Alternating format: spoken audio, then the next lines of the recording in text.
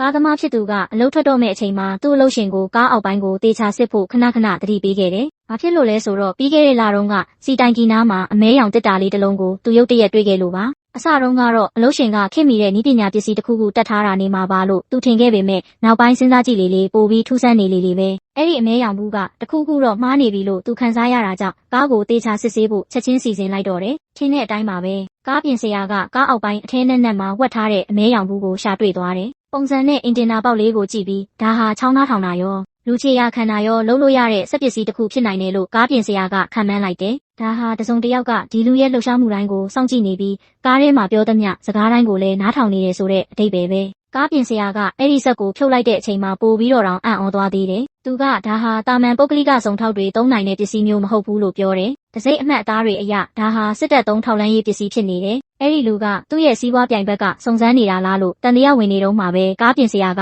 နောက်ထပ်အံ့ဩစရာတစ်ခုကိုရှာတွေ့ပြန်တယ်။မှန်ပြောင်းနေကြည့်တော့ brake စီပိုက်လိုင်းပေါ်မှာအပိုတန်ကြိုးတစ်ချောင်းတက်ထားတာကိုတွေ့လိုက်ရတယ်။အဲ့ဒါကိုဖြုတ်ပြီးစစ်ကြည့်တော့ brake ပိုက်ကိုစားပစ်မဲ့ဓာတုဓာတ်ကူပစ္စည်းမှန်အတည်ပြုနိုင်ခဲ့တယ်။အဲ့ဒီပစ္စည်းရဲ့တစ်ခုတည်းသောရည်ရွယ်ချက်က brake ပိုက်ရဲ့အပိတ်ကိုတဖြည်းဖြည်းတိုက်စားပစ်ဖို့ပဲ။အဲ့ဒီအပိတ်ပေါက်သွားပြီဆိုရင်လူကမထင်ထားတဲ့အချိန်မှာ brake စီတွေအကုန်ထွက်သွားပြီး brake မမိတော့ပဲကြောက်စရာကောင်းတဲ့မတော်တဆမှုဖြစ်သွားနိုင်တယ်။ဒါဟာတေချာကြံစီထားတဲ့လူတက်မှုတစ်ခုဆိုတာကိုအဲ့ဒီလူသဘောပေါက်သွားတယ်။သူ့နောက်ွယ်ကလူဟာသူ့ကိုစောင့်ကြည့်ခြင်းယုံတင်မဟုတ်ပဲအသက်ကိုပါရန်ရှာခြင်းနေတာပါ။ကားထဲမှာဘယ်သူမှမသိအောင်ဒီလိုပစ္စည်းတွေလာတက်နိုင်ဖို့ဆိုတာတရားခံဟာသူနဲ့အရန်နှီးစပ်တဲ့သူပဲဖြစ်ရမယ်။အကယ်၍အဲ့ဒီလူကသူ့ကြံအစီပြတ်သွားပြီဆိုတာသိသွားရင်တခြားတနေရာကနေထပ်ပြီးရန်ရှာနိုင်တယ်။ဒါကြောင့်အဲ့ဒီလူဟာဘာမှမသိသလိုမျိုးဟန်ဆောင်ပြီးတရားခံကိုရိပ်မိမသွားအောင်နေရမယ်ဆိုတာသိလိုက်တယ်။အဲ့ဒီညမှာသူကတခြားကားတစ်စီးနဲ့အိမ်ပြန်ခဲ့တယ်။ကားပေါ်ကဆင်းတဲ့အထိဘသူကသူ့ကားကိုခုလိုလှုပ်သွားလဲဆိုတာသူစဉ်းစားလို့မရသေးဘူး။အိမ်ရောက်လို့ညံ့တဲ့အထိစောင့်နေတဲ့ဇနီးတဲ့ကိုမြင်တော့သူ့မိန်းမကိုတောင်တန်တရားမကင်းဖြစ်လာမိတယ်။သူတို့အိမ်အောင်တက်လဲကြပြီ။တယောက်ကိုတယောက်လဲလေးလေးစားစားဆက်ဆံကြတာပါ။သူ့မိန်းမကနူးညံ့ပြီးဂယုစိုက်တတ်သူမို့သူ့အတွက်တော့အကောင်းဆုံးလက်တွဲဖော်ပေါ့။ဒါပေမဲ့ပြီးခဲ့တဲ့လကစပြီးသူ့မိန်းမက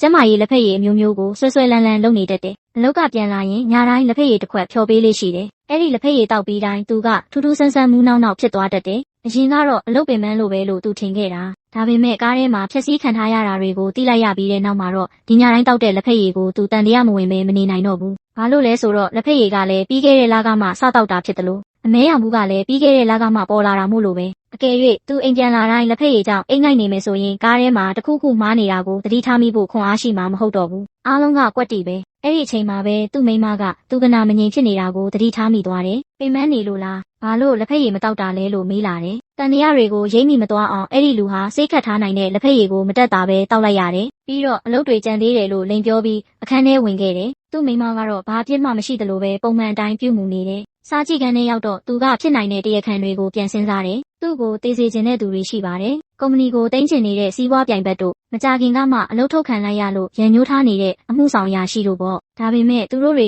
ကသူ့ကားရဲ့အတွင်းပိုင်းအထိဝင်ဖို့ဆိုတာမဖြစ်နိုင်ဘူး။ပြီးတော့ခုနကဓာတုပစ္စည်းပါတဲ့တန်ကြိုးကိစ္စကိုပြန်စဉ်းစားမိတယ်။ဒါဟာသူ့ကားကိုအချိန်ကြာကြီးထိတွေ့ခွင့်ရှိတဲ့သူပဲဖြစ်ရမယ်။တေချာစဉ်းစားပြီးတဲ့နောက်မှာတော့တန်တရားတွေကသူ့မိန်းမစီကိုပဲပြန်ရောက်လာတယ်။ဒါနဲ့သူကကုတ်နံပါတ်ထဲကနေလုံခြုံရေးမြင့်တင်ထားတဲ့ဖုန်းကိုထုတ်လိုက်တယ်။ပြီးတော့အဲ့ဒီနေ့မနက်ပိုင်းကကားသမားပေးခဲ့တဲ့စာရွက်လေးတွေကဖုန်းနံပါတ်စီကိုကုတ်စကလုံးနဲ့စာတစ်စောင်ပို့လိုက်တယ်။ကားသမားကမထွက်ခွာခင်မှာဒီနံပါတ်ကိုပေးခဲ့တာပါ။လွန်ခဲ့တဲ့နှစ်ပေါင်းများစွာကအဲ့ဒီလူရဲ့ပြဿနာကြီးတစ်ခုကိုသူကူညီဖြေရှင်းပေးခဲ့ဘူးကြောင်းအကူအညီလို့ဆက်သွယ်လာရင်သူ့မှာရှိသမျှအင်အားတွေနဲ့ကူညီပေးမှာဖြစ်ကြောင်းပြောခဲ့တယ်။အဲ့ဒီဖုန်းခေါ်ဆိုမှုနဲ့အတူမရှင်းမလင်းဖြစ်နေတဲ့လျှို့ဝှက်ချက်တွေအားလုံးနောက်ဆုံးမှာတော့ပေါ်ပေါက်လာတော့မှာဖြစ်ပါတယ်